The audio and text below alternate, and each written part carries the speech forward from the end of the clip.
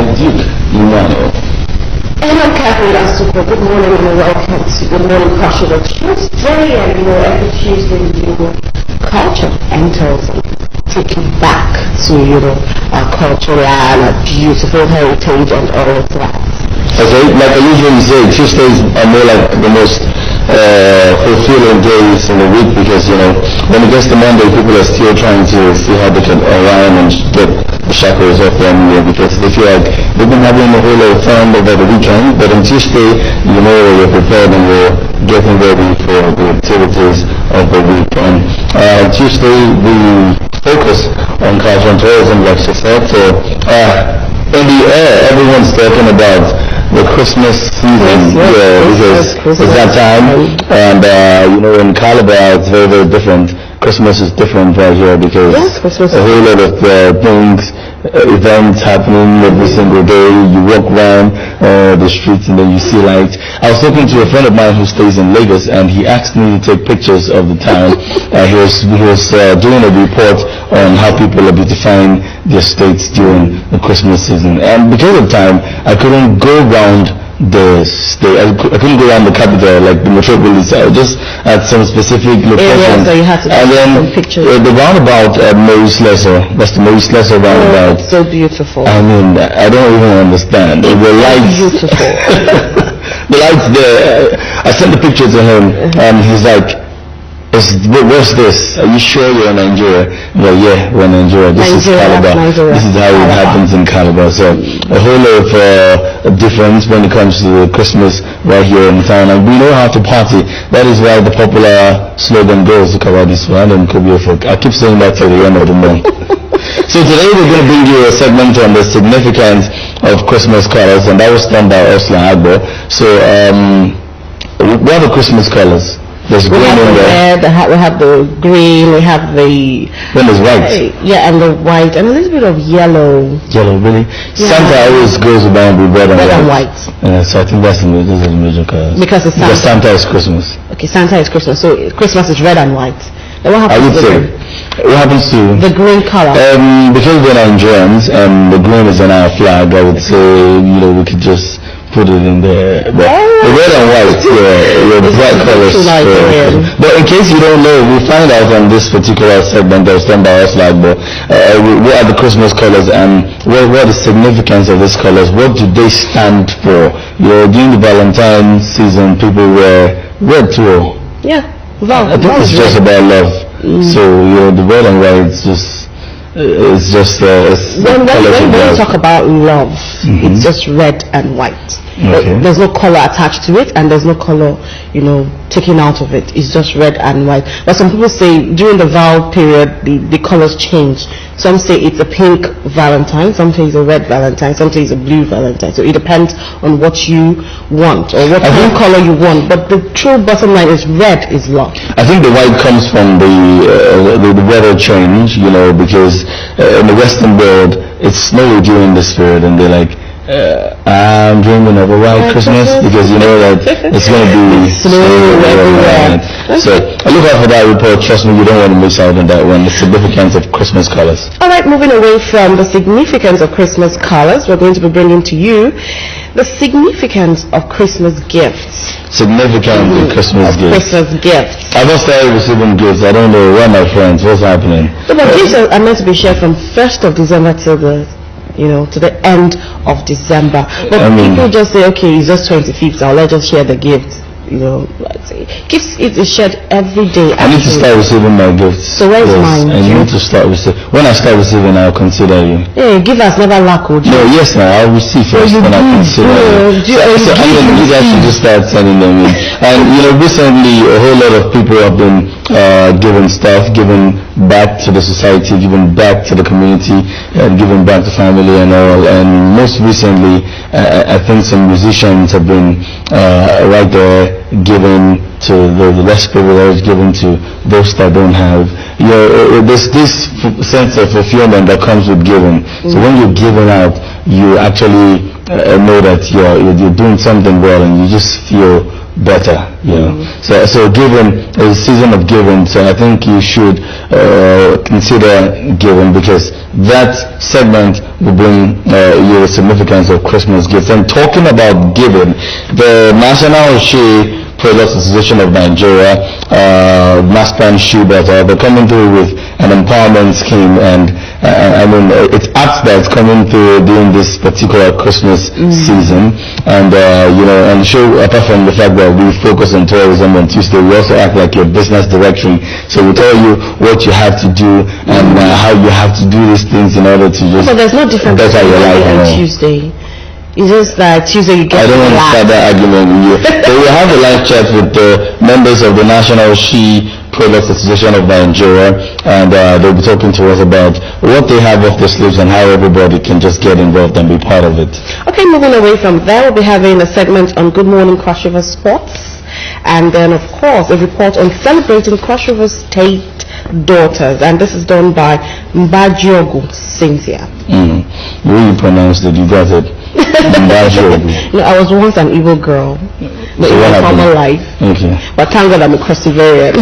So, a report on celebrating Cross River State daughters. There are lots of them out there. They're very, very prominent, doing stuff, captains of their different industries, the different fields, especially in entertainment. The whole lot of them there. So, I think this report will just bring you this. Ladies that have been able to do well for themselves, and they are from this part of the country. And also look out for that one. Yeah, we're going to be having a chat with the members of Chili's Cafe. Okay, so if you could have the right shirt and see, there's some beautiful stuff right here on the table that waiting for devouring. So Chili's Cafe, members from Chili's Cafe will be here to tell us what the plans are for this Christmas season and what they have off their sleeves. And the carnival. Yeah, the carnival. And now, because of Ursula Ago's you know, inquisitiveness, and so she decided to go, you know, to find out from the security people how are they prepared, what have they put in ground, you know, to make sure that the Calabar Carnival 2015. Don't worry, you could twist the term.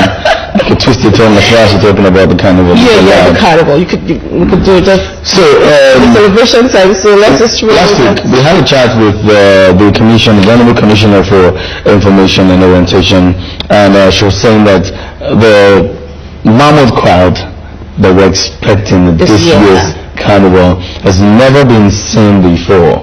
So you know, when you expect that huge number of people, you also have to make preparations for where they would stay, accommodation, and you also have to make preparations for their safety and all of that. So Ursula Agbo has gone out to do a security report on the preparedness of the state for the Calabar Carnival. And trust me, if you're expecting your friends to come in, your family members, and everybody you know to come into Calabar this year, which I think that is what should be happening, then you should look out for this report and find out how secure the state would be. Already we know that Cross River State is very peaceful, and I mean, we'll be known as a safe haven, and it's more like the most peaceful state in the country. It is. So I mean, but let's just find out security situation and what would happen, what the security guys are going to be doing to ensure that the Calabar Carnival is very, very you wanted secure. To twist your tongue there too. No, it's the season. Okay, all right, moving away from there, we are going to be having a Reverend Father Charles Aiton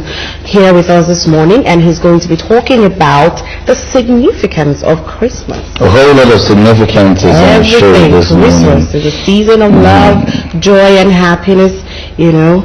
And of course, when it's 8:30, we're going to be having 9 o'clock. Oh, we'll have a can there's going to be sports by 8. I think you talked about that. We'll have a can by 9 to bring us the headline news. And there's a report on climate change here. Climate change. Yeah, we can see it already. So this is our winter. I told you yesterday. It's our winter. A beautiful, you know, weather, and there are so many people that really can adapt to this weather. Right. Like me, I woke up this morning. I was so cold. No. Why would do about China? It will happen. Okay, we did also have a segment on Charles Walker International School Carnival. Our production team went out there and they'll bring you excerpts from that carnival. This and a whole lot more will come through in the show. And we don't want to take too much of your time talking, so let's kick the ball and get rolling. Yeah, let's start the show like this. Is the morning crossover. Stay with us.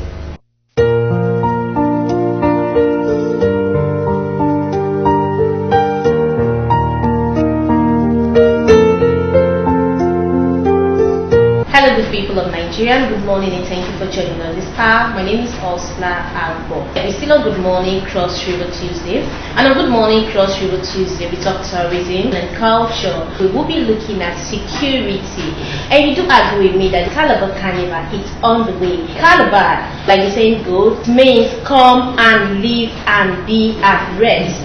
I have with me the number one person in this field to talk about security. Join me as we introduce him to you. Hello, sir. Hi, okay. Okay, can we please meet you? Can you introduce yourself to public watching us right now? Okay, my name is Jude. I'm the State Security Advisor. Okay, as a State Security Advisor to the state government, can you tell us about your office? Well, basically, we report security situation to the governor and he directs. So we report daily, weekly. We have people all over the LGS and feed us with the security situation in this area. And then we pass it on to the governor. Okay, how has it been so far? Well, it's been great. He's been very supportive. We have huge projects going on across our state now, worth several billions.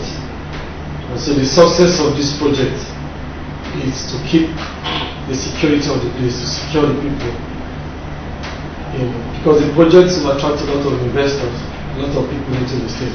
This government is doing everything possible to ensure that the well-secure state is maintained. Show more light about the project you just mentioned. It's our duty to educate, entertain, and to keep the people informed on what they should know. Humongous projects have begun.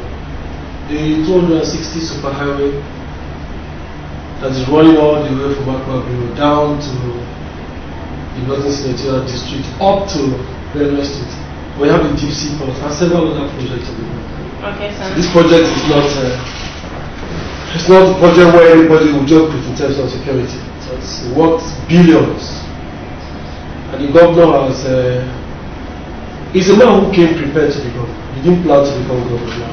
So most of the things that we see them doing now that seem impossible are things that will succeed because the man will always there. And when he tries, the man that wants to complete everything he's doing. And so he's doing that, bearing in mind the security situation of the place and ensuring that we have a perfect security situation for the project to succeed, and that's what we're doing. Okay, I do agree with me that Cross River State is known to be a tourist destination, and our Calabar Carnival is on the way. What has your office put in place in ensuring massive security for the influx and outgoing of people in the state? Yeah. I mean, that is something we've taken care of. We'll be having meetings with all the service commanders, the police, the army. Governor called me to his office, and I've written letters to the chief of defense staff, chief of naval staff, the chief of air staff, the IG of the police, requesting for more men. We normally want to take it, we were not taking it for granted, bearing in mind the current security situation in the country. And the best thing for us to do is to ensure that our waterways are secure. To ensure that the hoodlums or criminals that will come in from other states to want to come and cause any problem here, we are ready for them. And my phone numbers are there. People have been calling me. Actually, when you came in here, you heard somebody calling me, talking about my life. Always, that is what I get every day of my life. I don't sleep before 4 a.m. every day of my life. And when one wants to call me, I am there. It's not just about that. We have emergency response. And we also, just last week here, we had some accident issues in Udupani. I went personally around 1 o'clock to bring those victims to the hospital. I stayed back and ensured that those victims were treated, even though we lost about 7 of them in the hospital, right at the scene of the accident. A week ago, we had another incident of fire outbreak at Eggerton. I personally went there myself with the fire truck from my center. and I stood there until the fire was extinguished. I went to get to buy diesel for my people to use. So I'm not a security advisor who sleeps. I would like to thank the governor for finding me worthy, but God is our security. But to perseverance, I'm going to appeal to you all that this period just bear some little patience with my people, because we intend to do a stop and search go beyond. And while we're doing it, we'll do it all humility, and we'll appeal to people to just understand that there's nothing about, he will check you, your vehicles will be checked, people will be checked, and there's nothing found, we'll just let it go. But trust me, those bad guys that have found their way here or they're planning to come, we'll take them out. One very serious thing the governor has been able to achieve in terms of security is to accept the budget to the bill passed about death sentences on kidnapping. That's it on the stroke. You need serious courage to think that you can use your virus to say, okay, this man should go. And in any case, that will also deter others from going into this trade. You know what I mean? But the security agencies are working. We will tell you, we will tell the public where to be, where not to be. And trust me, we have gone beyond securing the areas where carnival is taking place. Okay. We've gone beyond that. Because initially, it used to be a case of carnival is on the highway and Maria, so security has to be there. No. Our strategy this time is totally beyond that. Because we are thinking about the man that is secured on the highway of Maria. What about the man that is at Edgerton? What about the man that is at 8 miles? What about the guy at Nasarawa? What about the exit point from here to Akpabuyo? What about the bypass? What about the set lighter?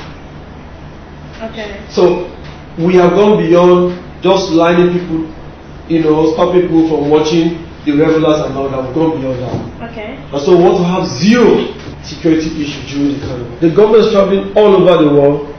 He is a governor of the people. He's a governor who believes that governance is for the poor. He's a governor who believes that all my project is not just about the elites, but for the poor. And in doing that, I cannot tell you how much he has already expended into the security systems. I cannot tell you what we've been able to secure, to procure, to fight crime. But all I know is that we are ready. The governor is ready, the security agencies are ready, the Quick Intervention Center that's already under me are ready.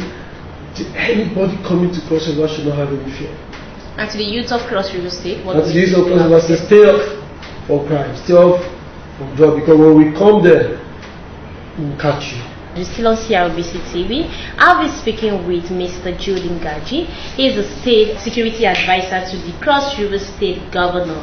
Well, like I always say, education and testifying knowledge builds confidence, and confidence maximizes potentials. 6 times. On his part, the Commissioner for Police, Cross River State Command, Mr. Henry Fadairo, also assured members of the public of safety during the festive period and thereafter. He described the state as having gone through total transformation and assured adequate security to Cross Riverians as it concerns the Christmas village. He added that his office has made proper arrangement in terms of security. My name is Henry Adebayo Fadairo. I'm the Commissioner of Police, Cross River State. What our plan is, we are going to have men in mufti to take over everywhere. When I say mufti, I mean men in plain clothes, not in uniform. Because most of these tourists don't like to see overbearing policemen carrying arms, moving around. But when you have men in plain clothes, fully armed, and they mingle with the crowd. Others who spoke on the level of preparedness for the forthcoming Calabar Carnival are the Commissioner for Works, Mr. Dan Osim Asu, the Commissioner for Power, Mr. Thomas Odam, among others. The Cross River State Ministry of Works is super ready, very prepared for the carnival. We are trying to ensure that we carry out outright rehabilitation of the Road, the Wat Market, the Marian Walkway, and several others within the next 14 days. All roads within the Calabar municipality and some fringes of the Calabar South, and especially the Carnival route, will be totally, all potholes all adjoining and ancillary roads, every street entering into Marian, Maris Lezo, the Calabar Highway, every, as I call them, ancillary, that are adjoining the Calabar Carnival routes, all of them are under our consideration. All of them will be totally rehabilitated, all potholes will be properly done, and will ensure high professional standards and capacity. Well prepared.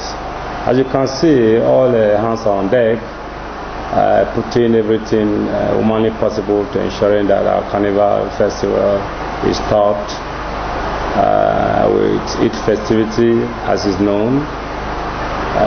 The Minister of Power, for instance, has been mandated to ensure that all the street lights are functioning. The Governor has, as a matter of urgency, ordered that every street light must be put to function.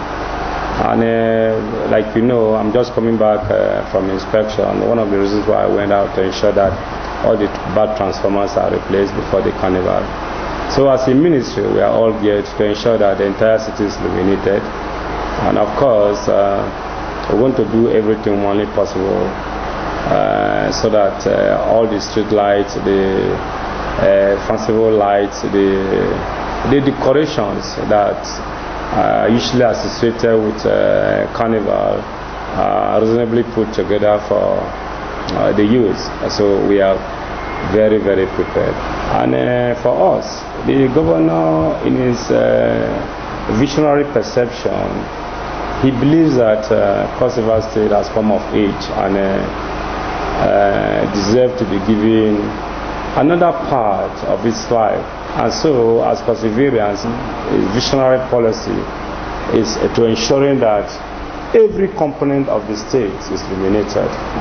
And so, he's working laboriously very hard to ensuring that we put on ground all the component ingredients that will facilitate a free flow of electricity generation and consumption.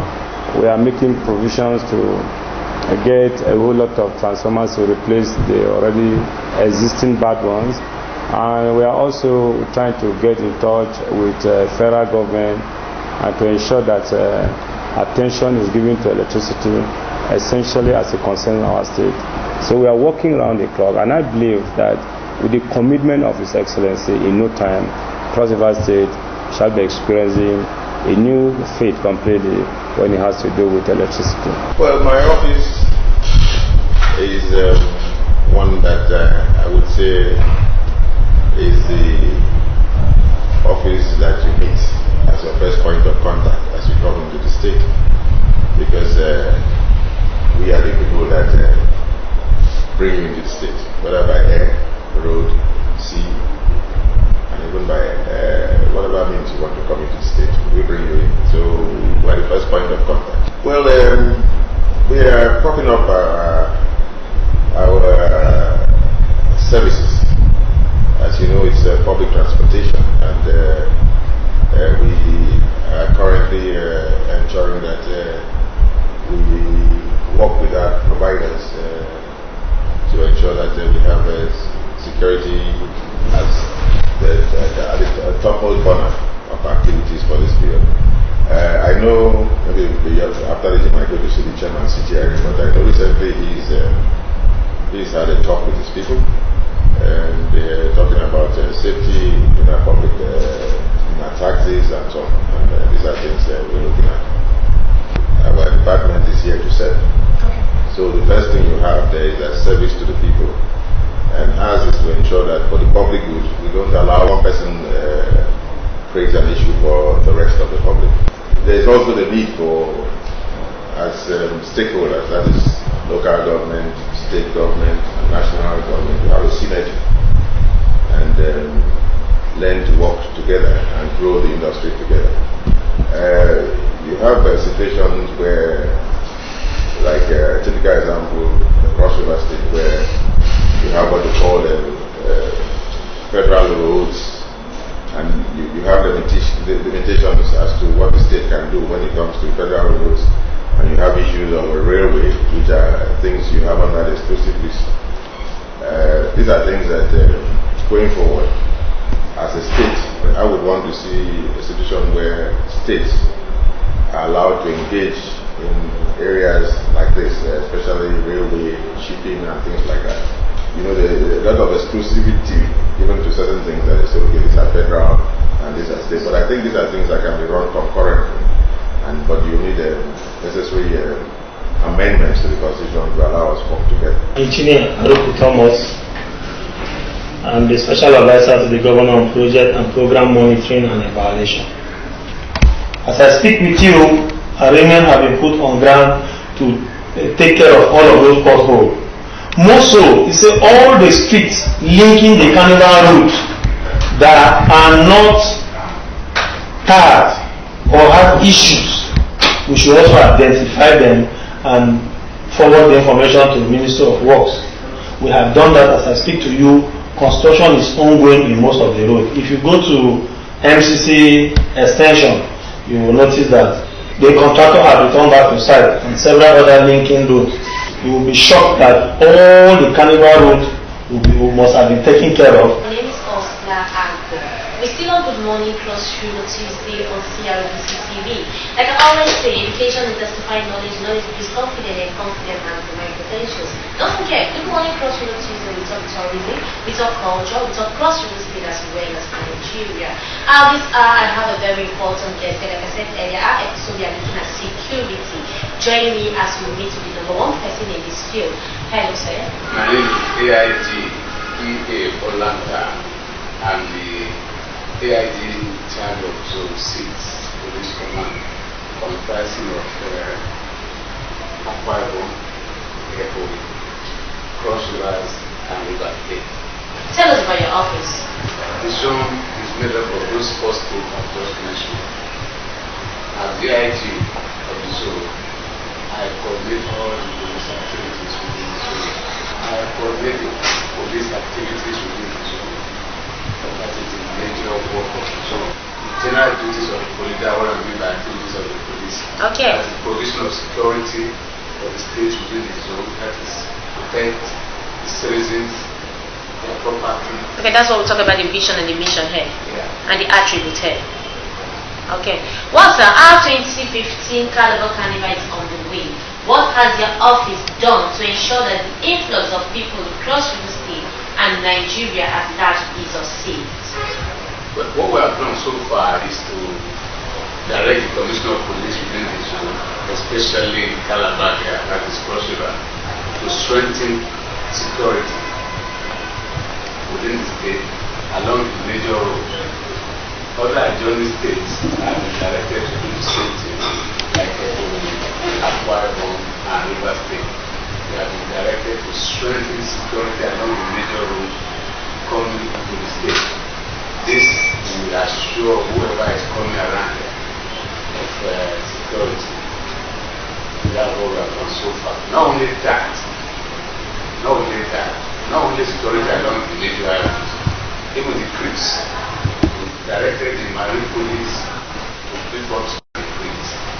And for now, we have an helicopter for surveillance patrol. Yes, apart from that, we also have our ID card. There is no policeman in front of the street now without an ID card attached to his uniform. Just the one I'm wearing here. We have something like this already. Men will be deployed by name. If we are deploying 20 people to this roundabout here, all our good people of Cross River State, in case you're just joining us, we're still on Good Morning Cross River Tuesday on CRBC TV. Like I always say, education and testified knowledge, knowledge builds confidence, and confidence maximizing potentials. I remain Osla Abo, and thanks for watching.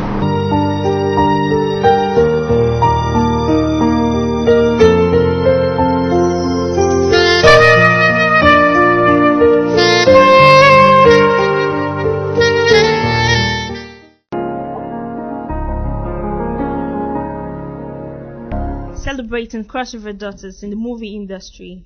Today we'll be celebrating our beautiful, multi-talented actress, Shan George. Shan George was born April 21st, 1970 in Ediba, Abi local government area of Cross River State, Nigeria. Shan is the most prolific actress in the movie industry with hit movies like Made in Heaven, Outcast, General's Wife, Wrong Number, My Sweat, London Fever. Shan has proven with no doubt that she is a complete actress, one with a rare quality to interpret any role. Shan is also known as the most daring actress in the movie industry. Shan makes no apologies for her guts, and why should she anyway? God and guts got her to the present height she is. Shan was introduced to the movie industry by her friend and still close associate Blessing Irimi. In 1997, Shan starred in her first movie titled Tons of Rose. Though it did increase her standard of living, it most certainly introduced her to the heart of movie lovers who found her adorable. If anyone had tagged her beautiful before, they can now also tag her brainy.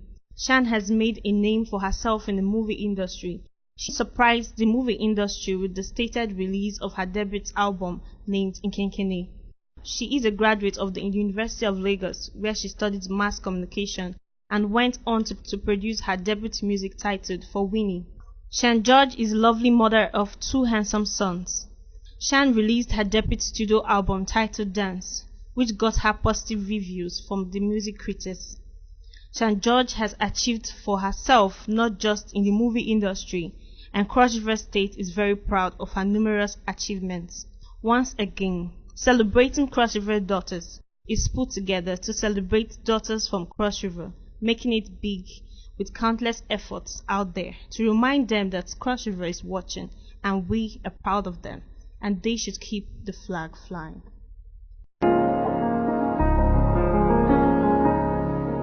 With me in the studio this morning, we have Reverend Father Charles Eaton, and he's going to be talking about the significance of Christmas. Father, you're welcome to the program. Thank you.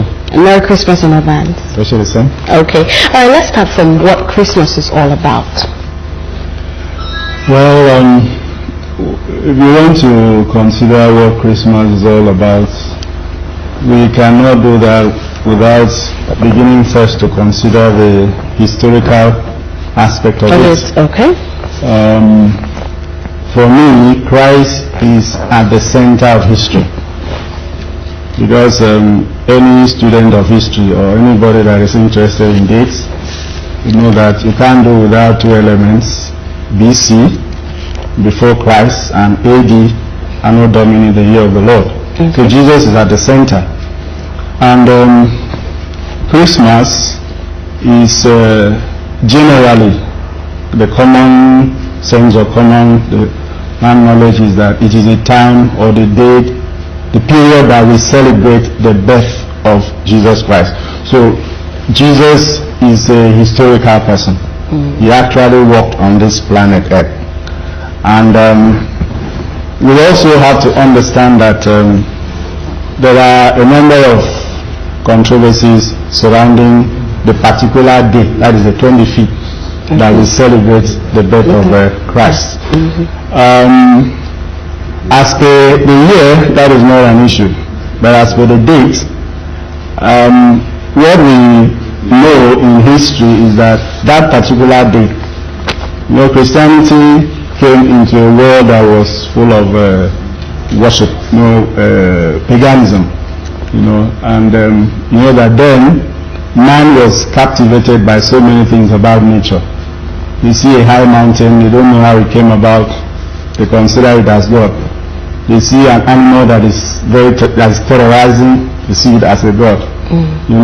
They see the sun coming up, they don't know how it came about, they see it as a God. So all this happened, and one of the practices of the pagan world was to have what we call the sun god worship. And Christianity was adopting a number of ways to see how they can evangelize and convert these people. So that date was adopted. That date was adopted. That's the date 25th of December. Originally it was a pagan feast. Okay. It was a pagan celebration.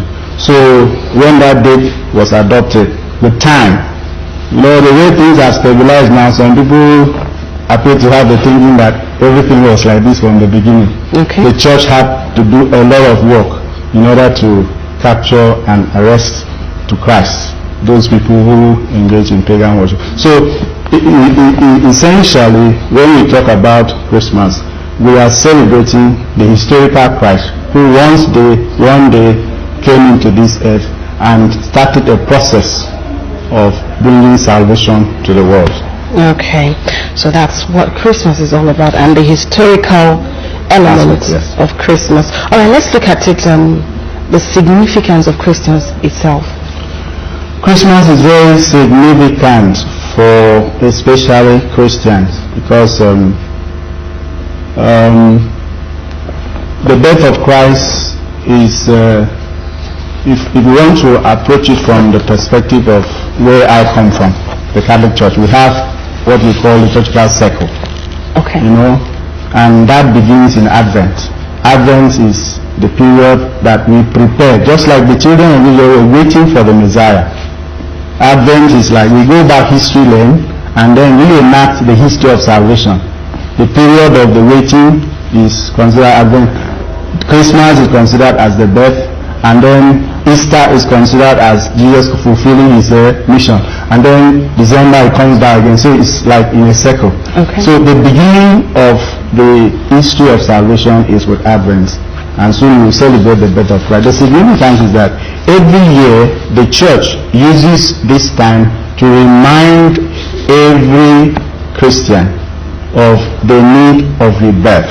Okay. You know, by our nature we forget, we can, relax. Do you think Christians can forget the fact that we celebrate Christmas? No, not forgetting in the sense of not remembering. Okay. Forgetting in the sense of the importance of living a good life. Okay. So Christmas revives that concern, that commitment. Like the prophet Isaiah will say that he make the path straight, make the level the mountain, raise the valley, fill the... So all these are picture, messages of how we should straighten our ways, live a good life. So this period also helps us, Christians, to revive our life and commitment to Christ. And also put ourselves in check. Exactly. Okay, lastly, before I let you go, why do we Christians celebrate Christmas?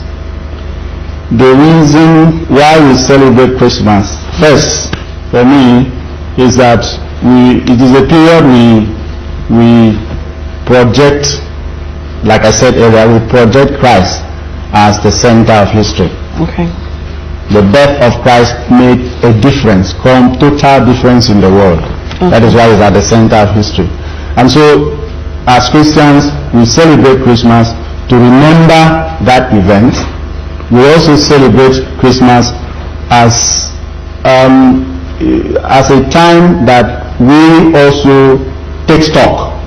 We begin to reflect on our lives, what Jesus Christ came to the world to do for us, and so on. And it helps us in one way or the other to be able to change and transform our life to the way God wants us to do so. Okay, Christmas is actually a celebration whereby everybody wants to, celebrate with our Lord Jesus Christ. Now, I want to find out, is it only Christians that are meant to celebrate Christmas?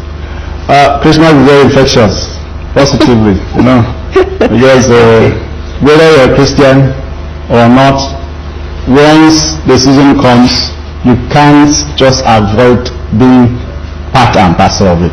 So Christmas is for all. That, to put it simply, Jesus came to save all. So everyone is part and parcel of Christmas. So there are specific people that celebrate Christmas. Specifically, Christmas celebration in the religious sense is for Christians. Okay. But if you want to talk about the social aspect, everybody is involved. Most of now we have the park, the streets are lighted up. This is the time that friends exchange gifts, even if they are not Christians.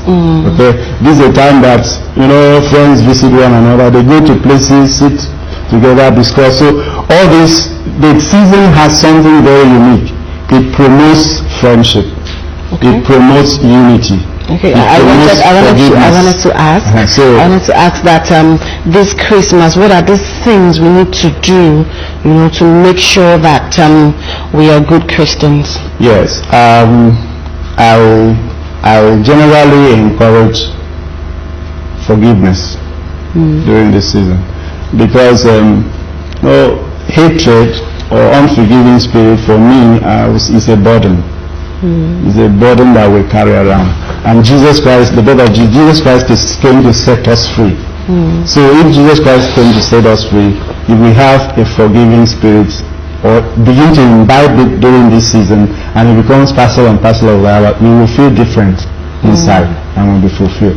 It's also a time that we promote friendship, we exchange gifts, we assist one another in one way or the other, and so on. So it's a time to do good. All right. Okay, if you're just joining us, we've been speaking with Reverend Father Charles Etim, and he has been talking on the significance of Christmas. Okay, but lastly, Father, before I let you go, what would be your general advice to all Christians who are celebrating Christmas this 2015? Well, my general advice is that all Christians should be careful, caveat, that they do not allow the social aspect of Christmas to overwhelm the religious significance and importance. Once they are able to balance the two, I think the season will be perfectly celebrated. Okay. Indeed, I'm very blessed to have the Reverend Father with me this morning. And if you are blessed with me, please just kindly say amen. Alright, one thing I've actually learned from him this morning, he says we should learn how to forgive. How do you feel when you put someone in your heart? It's heavy. By the time you let go, be in love with this person, you'll be free like the birds. When the birds fly, they're so free. Alright, it's still Good Morning Cross River, and it's Tuesday, Culture and Tourism. Stay with us.